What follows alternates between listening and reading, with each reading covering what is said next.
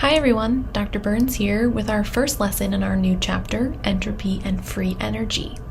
In this lesson, we are going to be talking about entropy and predicting spontaneity. So what is spontaneity? Well, we've talked in the past about natural flow, specifically the natural flow of heat. And this is when certain processes will naturally flow in one direction. So we previously said that if I put a hot object next to a cold object, the heat will flow from the hot object to the cold object until both objects are at the same temperature. We can also think of natural flow like in the world around us. So water will naturally flow down a hill, but it won't flow back up the hill that it came down. So this gives us the understanding of a spontaneous versus a non-spontaneous process. So a spontaneous process will happen naturally under certain conditions, whereas a non-spontaneous process will not take place unless driven to do so via the input of energy. A process that is spontaneous in one direction will then be non-spontaneous in the opposite direction. And this is specifically relating to chemical reactions. So let's be clear about one thing.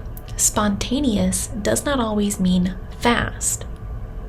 Isotopes will spontaneously decay, meaning they do so on their own naturally, but they do so over many days, many years, many decades. Okay, it takes them a long time, but they're doing so spontaneously.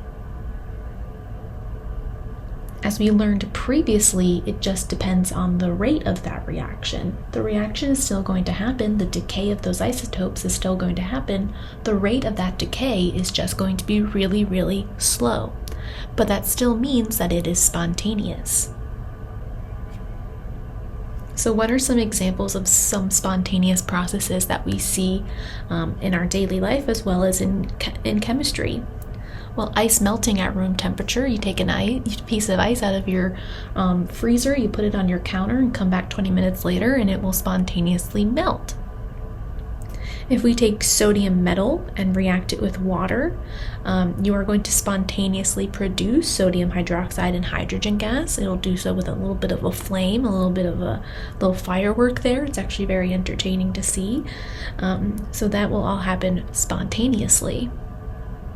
A ball rolling down a hill will be spontaneous, just like our water rolling down a hill.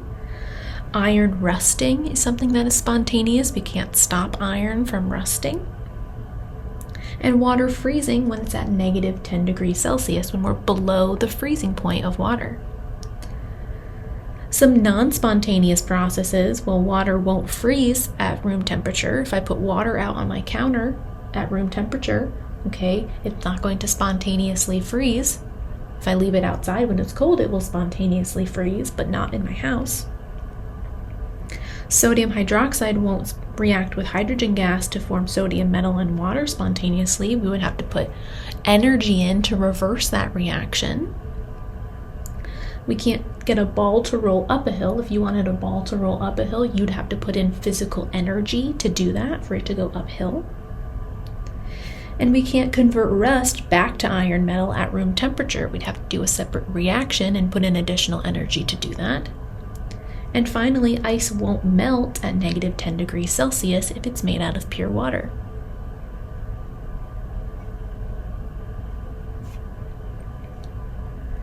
So many spontaneous processes will proceed with a decrease in energy. In our natural world, we're always looking for ways to decrease our energy. It's all about the lowest energy possible. So recall that exothermic reactions will always proceed with a decrease in energy, specifically enthalpy. So spontaneous reactions are oftentimes exothermic. That's not always, it's often, not always, so there are some exceptions to that. Some other exceptions to this where we see a change in enthalpy that does not correspond with exothermic. So remember, in exothermic reaction, we have a delta H that is negative if it's exothermic. If it's endothermic, then our delta H is going to be positive. So by that understanding, if delta H was negative, the reaction would be exothermic and would be spontaneous. And if it was positive, it was an endothermic reaction, well, that would be a positive delta H, and that would be a non-spontaneous process. However, if we look at the two exceptions given here, water going from a solid to a liquid, so going from ice to water, okay, ice melting, we said that was a spontaneous process. We know that that is a spontaneous process. If I leave ice out on the counter, it is going to melt. We know that. But the delta H that does that, or that corresponds to that reaction, is positive. If we look at the reverse of that reaction, going from liquid water to solid water, so freezing water, okay, that's a non-spontaneous reaction, okay. At room temperature, we'd have to put energy in. We'd have to do something about putting it into cold temperatures, changing the temperature, changing that energy. And that would be a non-spontaneous process. So this is ice melting, which we know is spontaneous. And this is water freezing,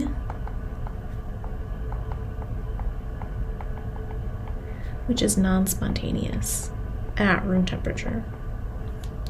But in our example of water freezing, the delta H is negative. Therefore, the sign of delta H alone is insufficient to predict spontaneity because of this not always exception to exothermic and endothermic reactions. Delta H is strictly telling us where the heat is going if the reaction is exothermic or endothermic.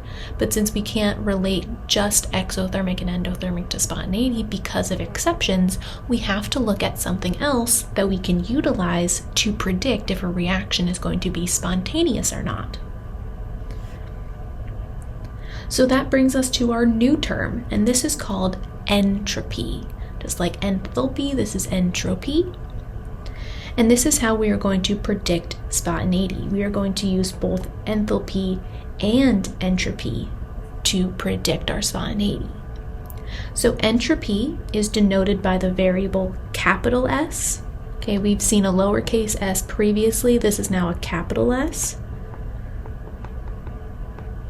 We need to make that very clear. This is not the specific heat capacity. This is entropy. An entropy of a system is a measure of how spread out or how dispersed the system's energy is. And entropy has units of joules per Kelvin.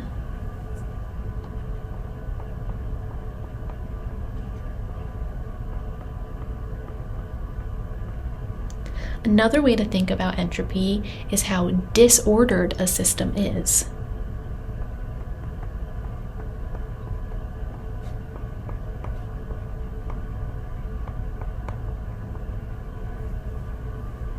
So we typically say that entropy is the measure of disorder of a system.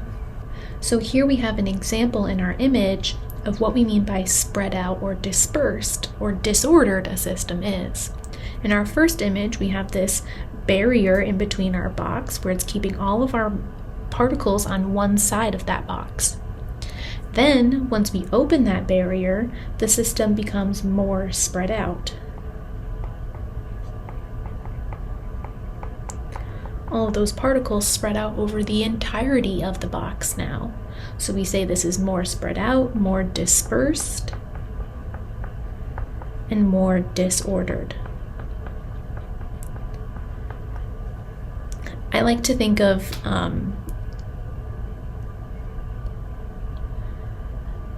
entropy and the disorder of a system of like your room. So you can start off with your room nice and clean and organized and everything having a place.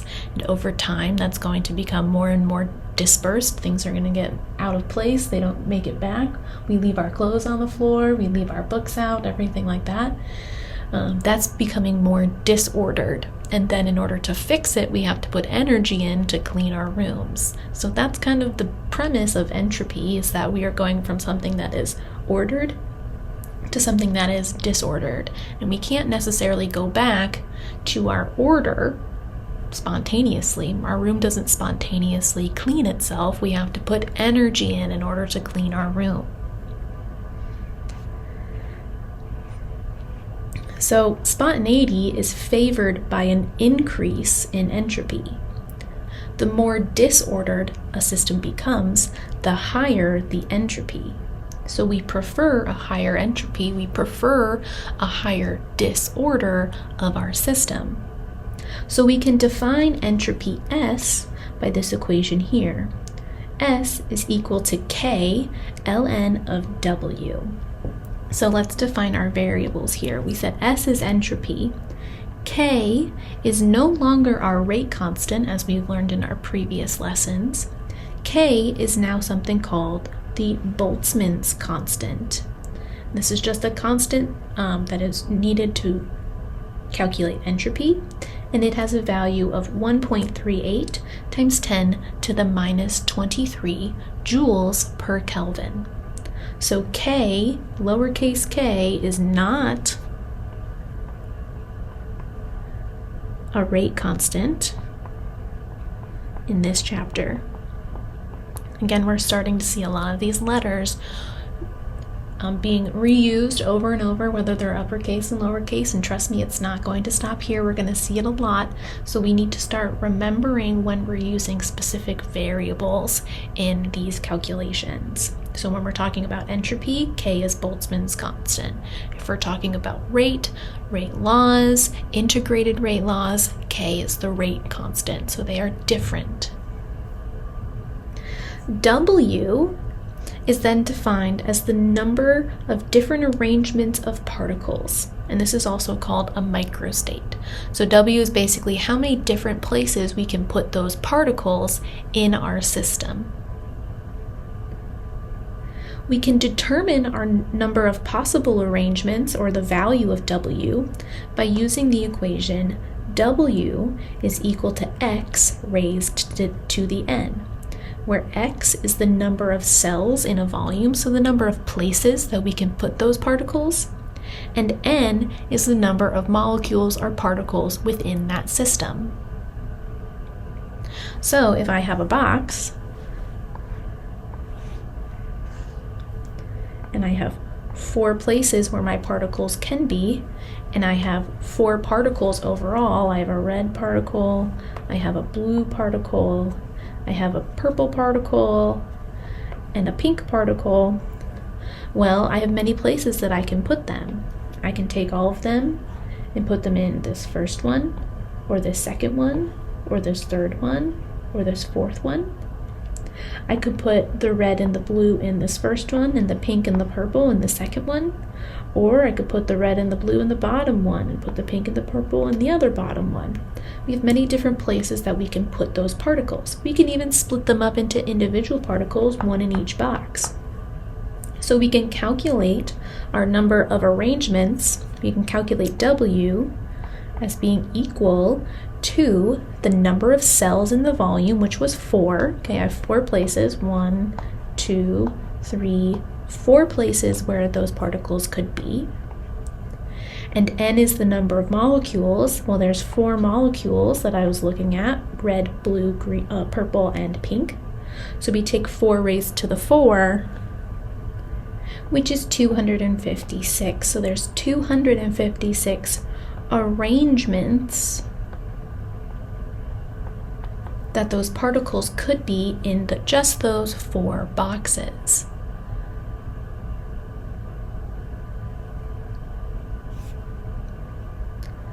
So let's practice some more with that. An oxygen atom or molecule is absorbed onto a small patch of surface. It is known that the molecule is absorbed on one of 256 possible sites for absorption. See the sketch. So this sketch only shows one site out of only maybe, I think it's like 16 total. But you can imagine that this goes on and on and on in every direction until there are 256 of these individual sites. So here's one site where that oxygen can be absorbed onto. We want to calculate the entropy of this system using our equations. S is equal to K ln of W, and W is equal to X raised to the N. So the first thing that we want to do here is to calculate W. because once we plug it into entropy, K is a constant, so then we just have to solve. So we have to find W first so we can plug that in. So W is equal to x raised to the n, where x is the number of possible sites, which we know is 256. Okay, there's 256 sites where that oxygen molecule can be. And we know n is the number of molecules. Well, there's only one molecule that we're looking at to be placed in one of those sites, so we're raising this to the 1. So we get W is equal to 256. Now, if there were 2 particles, if there was another oxygen molecule here, okay, then we would square that value. So now that we have W, we can plug in to solve for entropy. So we can take our Boltzmann's constant, which is 1.38 times 10 to the minus 23 joules per Kelvin, and multiply that by the natural log of 256. So let's grab our calculator so that we can solve this problem together.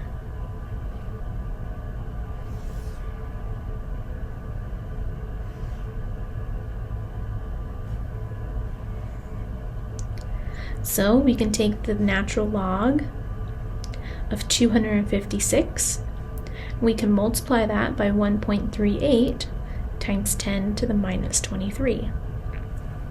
And we get the entropy for the system to be 7.65 times 10 to the minus 23 joules per Kelvin. So the entropy of this system is 7.65 times 10 to the minus 23 joules per Kelvin. That's how disordered the system can be. Now, to talk a little bit further about these microstates and how it relates to energy, we have to think about how entropy is a state function. So the initial and final states must be taken into account. We know entropy is a state function because it's a measure of energy, and energy is also a state function. So we can say that delta S, the change in the entropy, is equal to the entropy of the final state minus the entropy of the initial state. Since we know how to define entropy, S, as K ln W, we can then substitute that K ln of W, which is equal to S, we can plug that in for both the initial and final entropy values. And we label that our W is now changing because it's the change in the number of states available before we start our reaction and after we start our reaction. So initially and finally. We can simplify this entropy equation first by factoring out our Boltzmann's constant. Okay, that's a constant, so it doesn't change when we're looking at a final and initial. And then we can use some rules of natural logs. If we take natural log of A and subtract off the natural log of B, that equals the natural log of the ratio A over B. So that's just a rule of natural logs. So that's how we're able to take the natural log of W final, subtract off the natural log of the W initial, and get this ratio instead. So if we know the initial number of possible states and we know the final number of states, we can find the change in the entropy for that system. So let's look at what that means for our change in entropy. Well, when the final number of states is greater than the initial number of states, so W final is greater than W initial, the number of microstates or possible arrangements in this process has increased. We've increased our number of possible arrangements. That's what we saw in our first example when we had all of our particles on one half of the box and then raised our barrier so that they could spread out more. We've increased our entropy, we've increased our number of possible arrangements of those particles where they could be in that box, and therefore the entropy of the overall system also increases. So if we see an increase of our microstates, if we see an increase in the number of possible arrangements, we also see an increase in the entropy. Oppositely, when the number of microstates has decreased, so our final number of microstates is less than our initial number of microstates, then we've decreased the number of possible places the particles could be, and therefore have caused a greater order instead of a disorder, meaning we have decreased our entropy overall. So this would be like putting the barrier back in the box and putting all of the particles back on one side of the box. So here we see another 4 particle problem. Now I only have 2 boxes that I'm working with. If I put them all on one side of the box, well, there's only one possible arrangement they can have. They can all be on one side of the box. If I then allowed them to rearrange themselves, I can have 1, 2, 3, 4, 5, 6 different arrangements. Okay, so I've increased my number of microstates or possible arrangements simply by saying that these 4 particles can now move to the other box. That increases my number of possible states. So we can have them on 2 and 2 for either side, and they can rearrange based off of their color. There's even more possible microstates that we could have. I'm just not showing them here. We could calculate it by taking the 2 as being our number of boxes, raising it to our 4 particles. 2 raised to the 4 is 16. There's 16 possible arrangements just starting from that box there. And I'm only showing 6 of them here. But by doing that, we see an increase in our disorder of that system, right? They're in more places than when they were just confined to one side of that box, and therefore we have increased our entropy. So this is an example of our first guideline.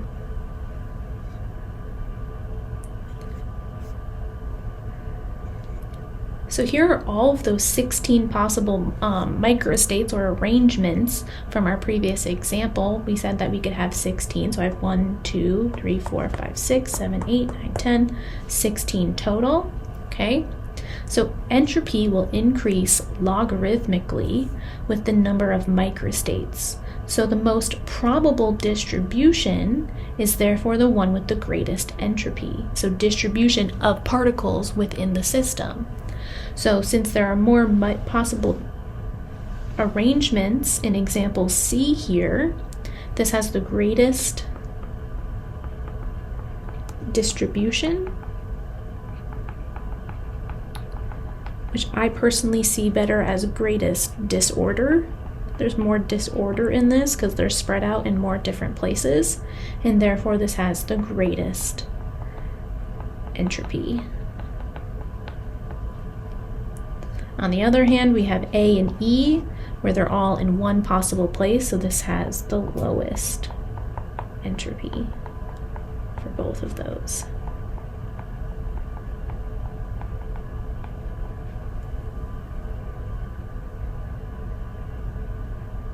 So the arrangement that has the greatest distribution or the greatest disorder is going to be the more probable distribution, as well as the one with the greatest entropy, because we're always moving towards greater entropy. We're always moving towards more disorder.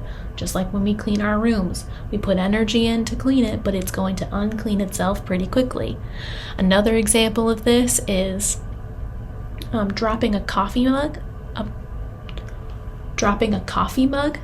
It's going to fall. Okay, we're going to fall. It's going to crack into as many pieces as possible. Okay, so the most probable is going to be the most pieces possible. And then we can't put it back together unless we put in some energy. Okay, we have to put in the energy to fit all the pieces back together, but it's never going to be the same.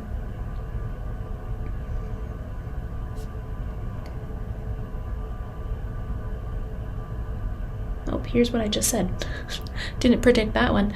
So entropy is often referred to as the measure of disorder in the system. We like to think of it more as disorder than anything else.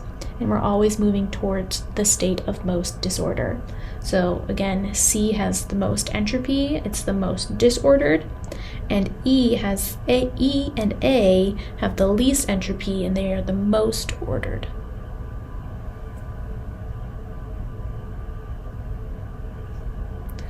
So let's practice this. Let's practice this concept of the changing of entropy.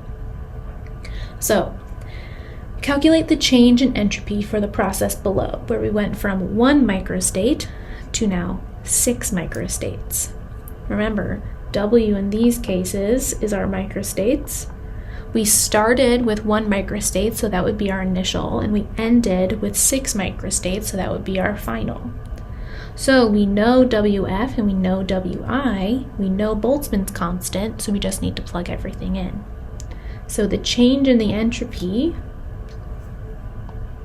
is equal to K, Boltzmann's constant, 1.38 times 10 to the minus 23 joules per Kelvin, times the natural log of WF, so our final number of microstates, which would be 6, over 1 microstate, WI. We had 1 microstate first, and then I said, okay, spread out 2 and 2 on either side, and there's 6 possible arrangements that we could have for that, and therefore our final number of microstates is 6. So again, with natural logs, you need to make sure that you're plugging everything in correctly. Okay, so we'll do natural log of 6 divided by 1, and we'll make sure to put that ratio in the parentheses. And we get natural log of 6 over 1 is 1.79. We'll multiply that by Boltzmann's constant, 1.38 times 10 to the minus 23. And we get the change in entropy is 2.47 times 10 to the minus 23 joules per Kelvin. Since microstates are a counting number, okay, we can just count the number of microstates. We're not going to have a decimal for our microstates or anything. We'll look to your homework problems for the number of sig figs. If anything, you can go to about 3. That's my typical one. If it doesn't specify, go to 3. So just keep an eye out for that on your Alex homeworks for your sig figs. Let's try another one coming from your Alex homework. So again, we have our oxygen molecule that's absorbed on a surface. The patch is known to contain 961 absorption sites. The molecule has enough energy to move from site to site, but it can only be on one of them at a given time. Suppose that part of the surface becomes inaccessible, so only 625 absorption sites are now available for the molecule. We now want to change or calculate the change in entropy. So we started with 961 possible sites, and we ended with 625 possible absorption sites. So we can calculate, we can take delta S is equal to K, Boltzmann's constant, 1.38 times 10 to the minus 23 joules per Kelvin. The natural log of the final number of microstates, which would be 625, divided by the initial number of microstates, which is 961. So we're seeing a decrease in our number of microstates, therefore we should see a decrease in our entropy, so that value should be negative. Let's see, let's prove that. So we take natural log of 625 divided by 961, making sure to get both of those numbers in the parentheses for the natural log. And then we'll multiply that by 1.38 times 10 to the minus 23. And we see now that our delta S is a negative value, 5.93 times 10 to the minus 24 joules per Kelvin. And our problem asked us to specify 3 significant digits. So I guess if I'm rounding correctly, this should have been 3.94 for sig fig purposes. Our next practice also comes from our Alex homework, and I wanted to bring it into our lecture as well, just because this problem always confuses students, but once they understand it, it becomes a really useful learning tool for understanding entropy.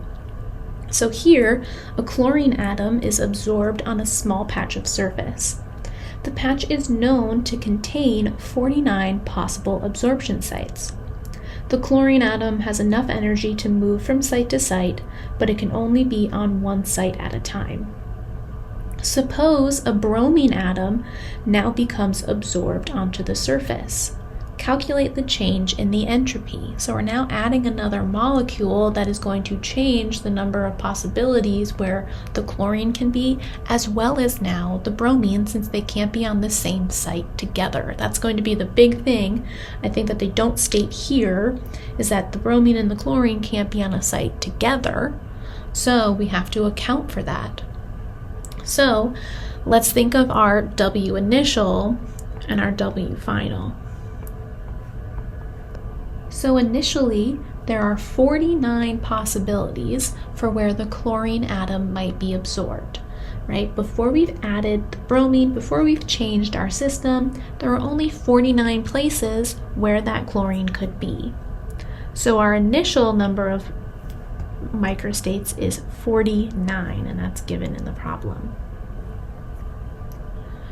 Now we're going to introduce the bromine, and when we introduce the bromine, it can't be on the same site as the chlorine. So, for each of those 49 possibilities, there are now only 48 possibilities for where the bromine might be absorbed. They're not going to absorb on the same site, so the chlorine is going to be in one spot, and the bromine is going to be in one of the 48 other spots. Think of it like you're going into a classroom and there's 10 chairs around a table. You could choose from any of those 10 to sit, but if someone sits down, your choices now become 9. So that's a final total of 49 times 48 places for where the bromine and the chlorine can be at the final time. So we've now multiplied them together because it's going to be the W final of the chlorine times the W final of the bromine.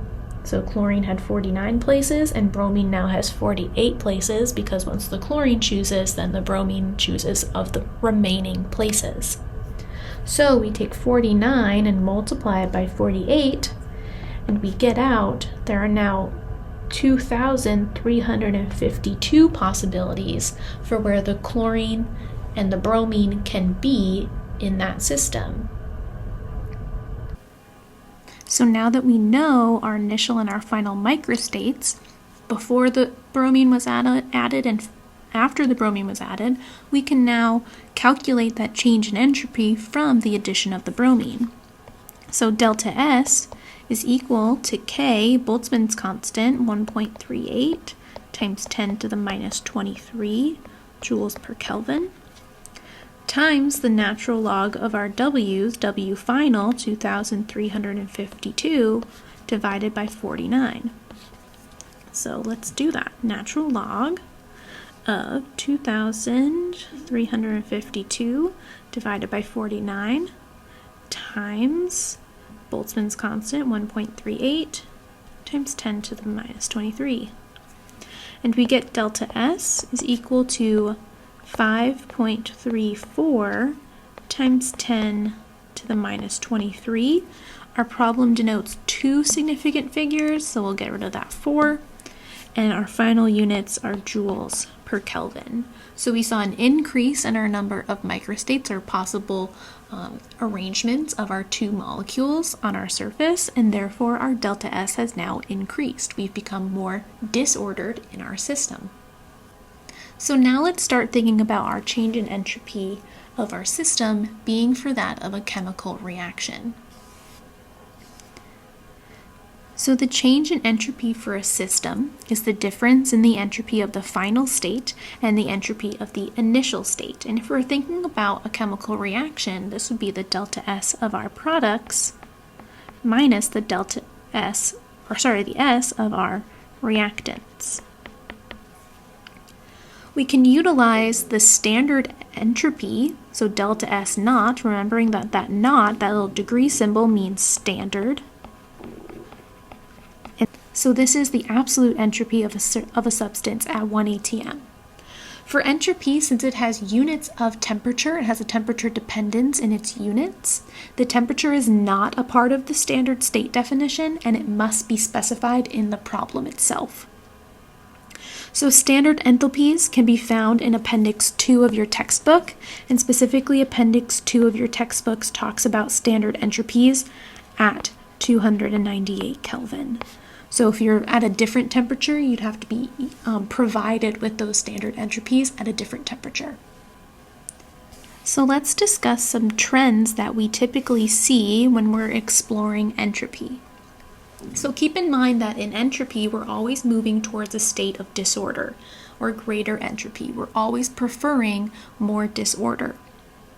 So we can observe several trends in entropy. We see first that the entropy of a liquid is greater than that of a solid because a liquid is more disordered than a solid, right? A solid is particles that are lined up nicely close to each other. And then when we go to a liquid, they're further apart, they have flow, they can move around a little bit more randomly, okay? So we see that a liquid has a greater entropy than a solid. Along those same lines, a gas has a greater entropy of a liquid for the same reason. There's even more disorder in a gas. So if I were to move to a gas now, my particles would be even more displaced or even more disordered in a gas because they're even further apart. They're not even touching each other.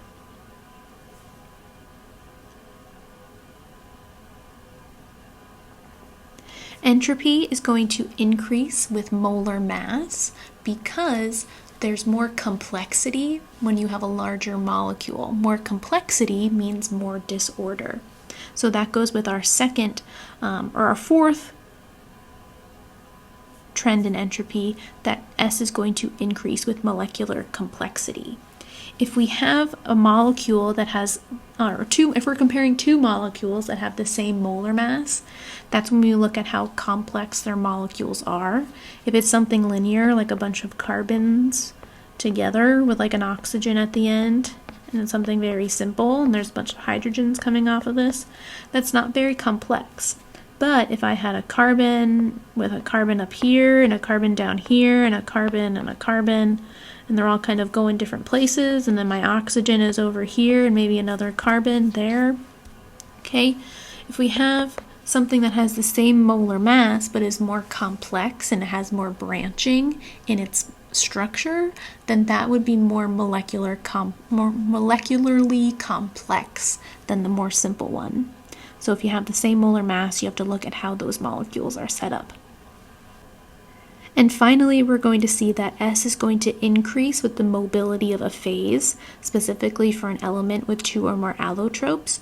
We are specifically not going to be focusing on this in this course.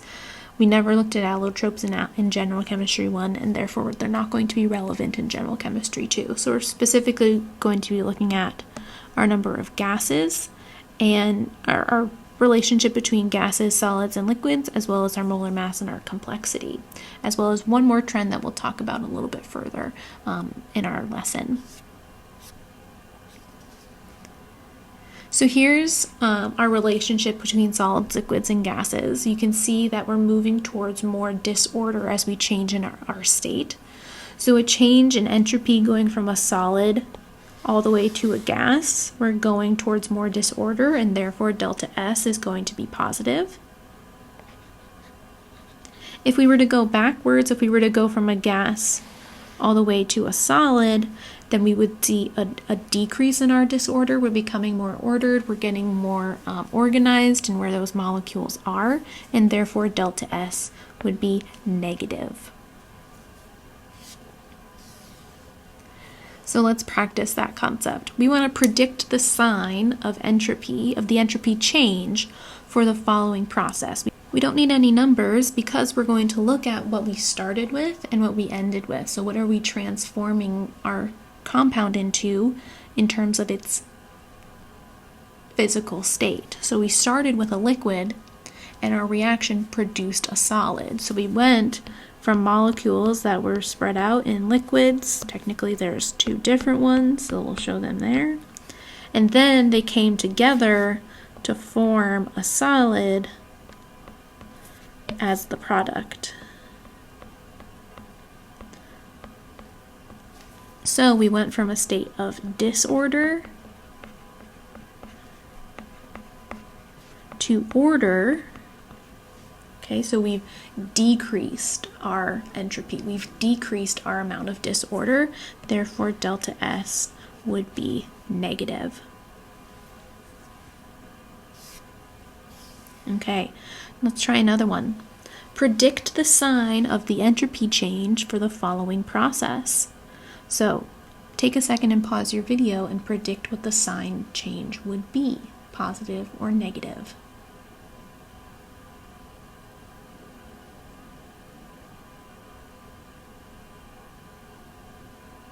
Here we're doing the opposite of our previous problem. We have NH3, that's going to be a solid, so it's nice and ordered, and then it's turning into a liquid, so it's more disorder, so we're increasing our amount of disorder, therefore we're increasing our amount of entropy, so the sign change would be positive.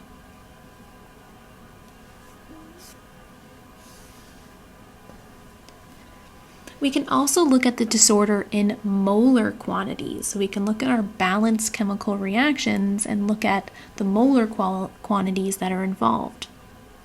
If there are more moles of compounds on the reactant side of the product than the product side, then delta S is going to be less than 0 because the products are becoming more ordered.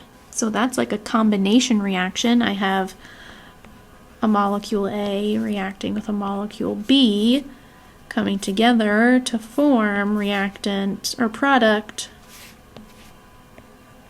AB. I'm going from something that is disordered, so two molecules that are spread apart, to one molecule combined together. So it's becoming more ordered, so delta S would be less than 0.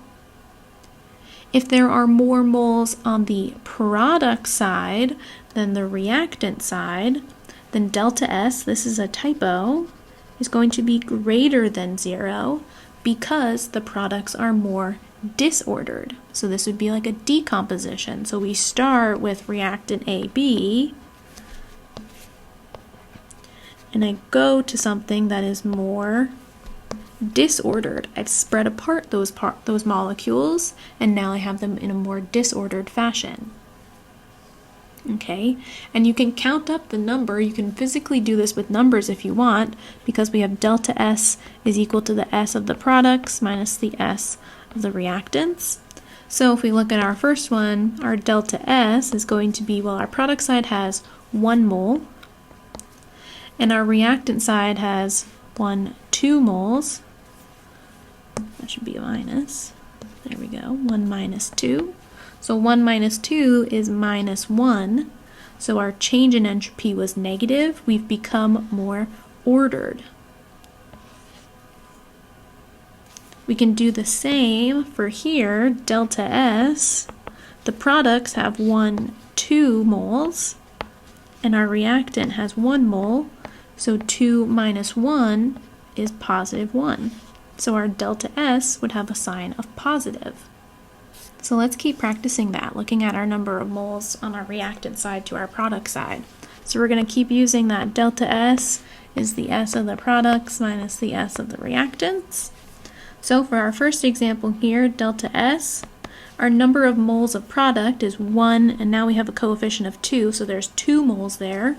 So in total there's 3 moles in our product, minus the 2 moles that we started with.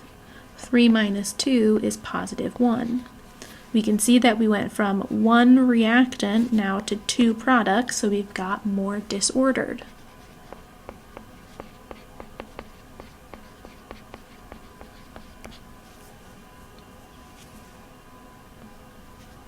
In our second example here, we have H2O going to H2O, so delta S is 1 minus 1. So that's not going to tell us anything about the sign. So if we can't look at the moles, now we can look at the state. We're going from a gas to a liquid, So we're going from something that is very disordered to something that is slightly less disordered.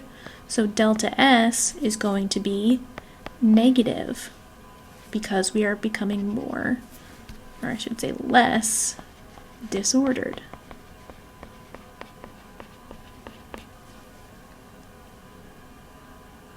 Our next problem here is an interesting one.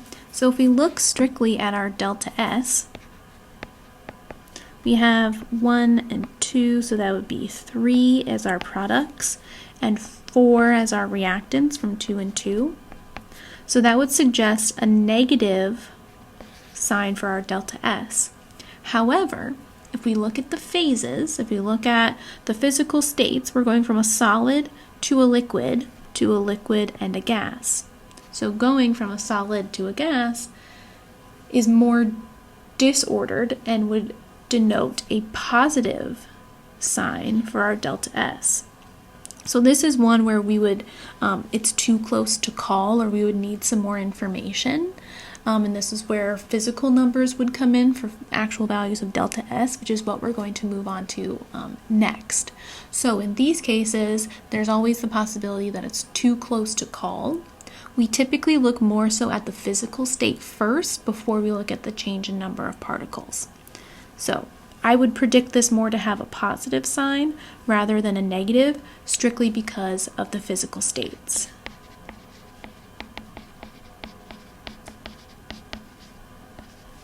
Okay, in our last example, we have a gas and a gas. Our physical states aren't changing, so we can just look at the delta S. So we have 2 for our products and 1 for our reactant, so this would be a positive sign for our delta S. So for our next example here in the green box, what I want you to do is pause your own video and answer these 3 questions. What would the sign of the delta S be? Would it be positive, negative, or too close to call? Note, we don't know our states here, so the only thing we can look at is the number of particles from the reactant and the product side together.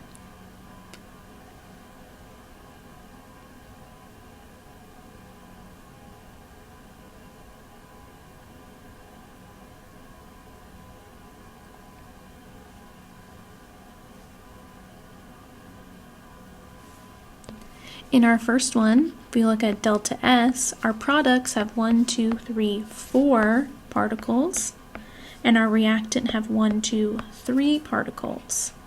So this would have a positive change in delta S. For our second example, we're going from, products have 2 minus reactants that have 2. So this one would be a too close to call.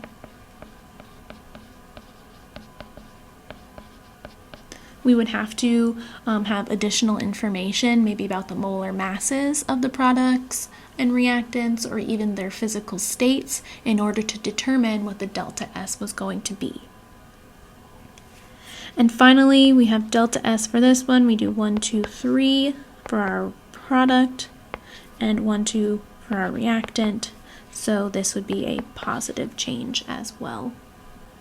So now let's look at how temperature can affect entropy. So what happens to individual molecules or atoms when they're heated up?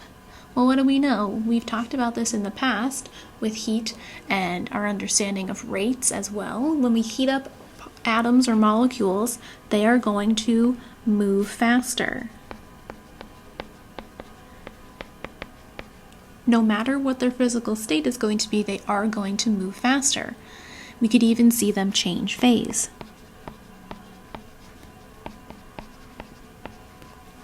So, at higher temperatures, there are more vibrations of particles in solids and more rapid movements in liquids and gases.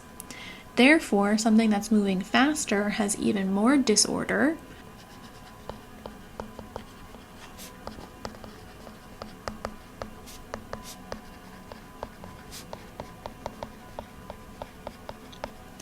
which leads us to conclude that entropy will increase with temperature, which we can see from our chart over here.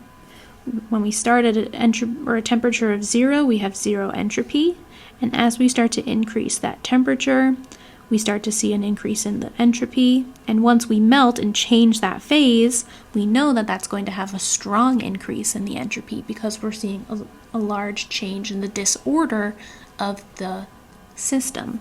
So then we're going to see the same thing as we go between liquid and gas. Once we get to gas and it's even more disordered, we see an even greater increase in the entropy. So entropy is going to increase with temperature. So let's predict the sign of the entropy change for the following process. Liquid water at room temperature versus liquid water at 50 degrees Celsius. So we're still in the same phase, we're still liquid, but I've changed the temperature. Well, I've increased the temperature. I went from 25 degrees C to 50 degrees C, so I've made those molecules move faster. And therefore, since they're moving faster, they have more disorder.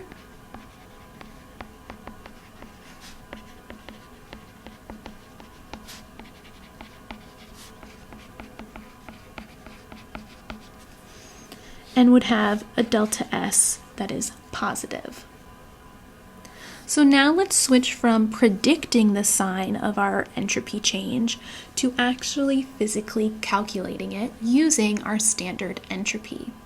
So just like enthalpy and standard enthalpies, we can also have standard entropies for a chemical reaction. And how we calculate that is very similar to how we did with enthalpy. Here we have our reaction of A plus B goes to C plus D, and to find the delta S of the entire reaction, we take the standard entropies of the products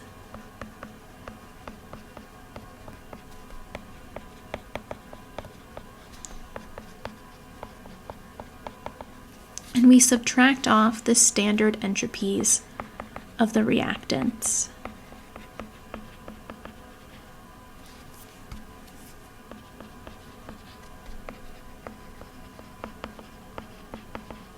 So we can simplify this by writing it as delta S of the reaction is equal to the sum of the entropies of the products minus the sum of the entropies of the reactants.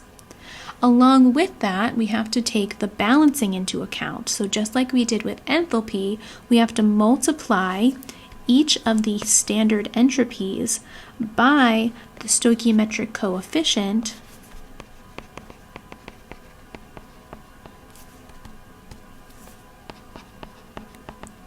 from the balanced equation.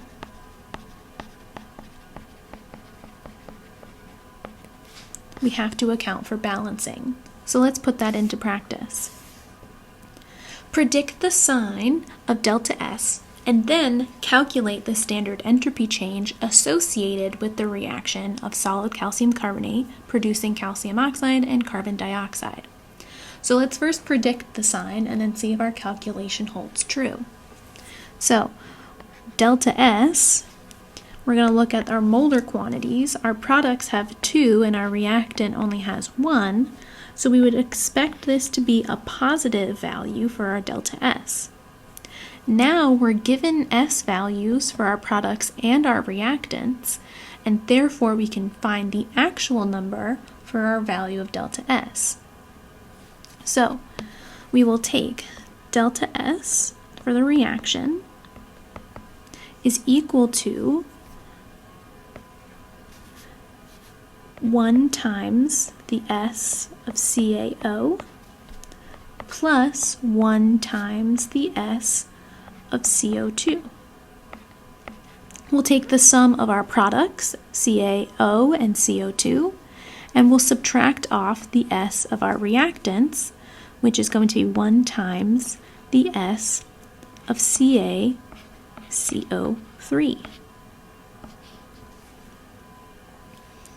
So we can now plug in our values. Delta S for the reaction,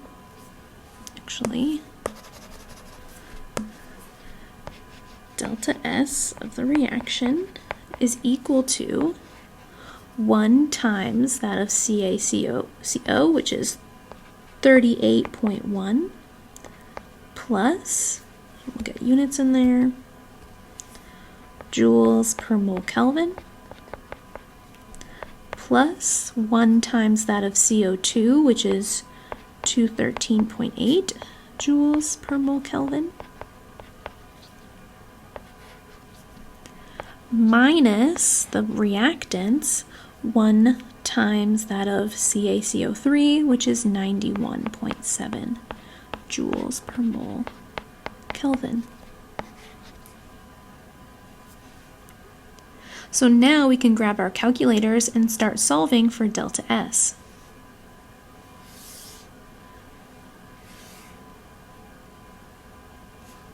So let's make sure we get our parentheses right, just like we talked about with enthalpy. So we want to make sure we're putting these in the right spots. So 38.1 plus 213.8. Close that parentheses so that it does the math there. And now we subtract off our reactants of 91.7. And we get a delta S for this reaction as positive 160.2 joules per mole Kelvin. So our prediction of a positive S held true by having a positive 160.2. So not only can we look at a chemical reaction and predict what the sign is, we can then use the standard entropies of the reactants and products to find the actual number and sign of that delta S. For the ones that are too close to call, that would be one where we would need the physical number for the products and the reactants to find the sign change. Another thing that I want to just quickly point out about enthalpies is all compounds and elements have values of entropy. So all compounds and elements. And this is different than what we talked about with enthalpy. We said that anything in its elemental form has an enthalpy of 0. Whereas for entropy, all elements and compounds, even ones in their elemental state, so things straight off of the periodic table, those all have values for entropy because they exist in some physical state and therefore have some amount of disorder to them, even if they're by themselves. So even when you're looking at a problem, make sure that you're getting the S value for even the elemental compounds. So let's do another one. Calculate the standard entropy change for the combustion of methanol. Here I have the reaction of methanol. We want to find the delta S. So use the balanced chemical equation and the chart of enthalpies to solve this problem independently.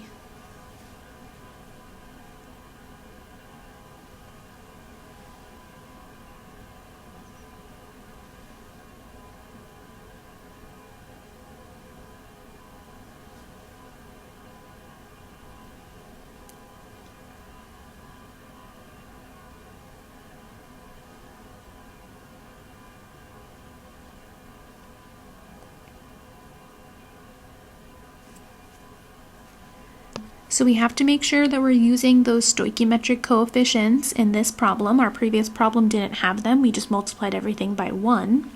So for our delta S of our reaction, for our product side, we're going to have 2 times that of CO2, which was 213.8, plus 4 times that of water, which is 69.91.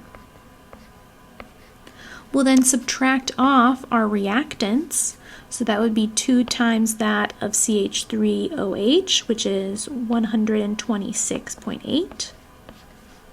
And we'll add to that 3 times that of oxygen. So notice oxygen is in its elemental form here, but we have a value for entropy. So we have to use that value of entropy. It is not 0. So we'll take 3 times 205.03. So let's do that. We'll do 2 times 213.8 minus 4 times 69.91. And we'll oops, I did a plus instead of a minus instead of a plus. See, I even got my sign messed up.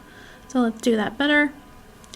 2 times 213.8 plus 4 times 69.91. There we go. Now we'll subtract off our reactants, which is 2 times 126.8 plus 3 times 205.03. Notice how I'm using a lot of parentheses here. I don't want to mix up my signs. I don't want to mix up what's being multiplied by what coefficient. So I'm just using a lot of parentheses to make sure I'm calculating this correctly. So we get a delta S of negative 161.45 joules per mole Kelvin. So here's an example where I want to point out, if we were asked to predict what our sign of delta S would be, well, if we were to look at the molar quantities, we would have 6 minus 5. So we would expect this to be positive. We would predict this to be a positive change. However, we have a calculated delta S to be negative.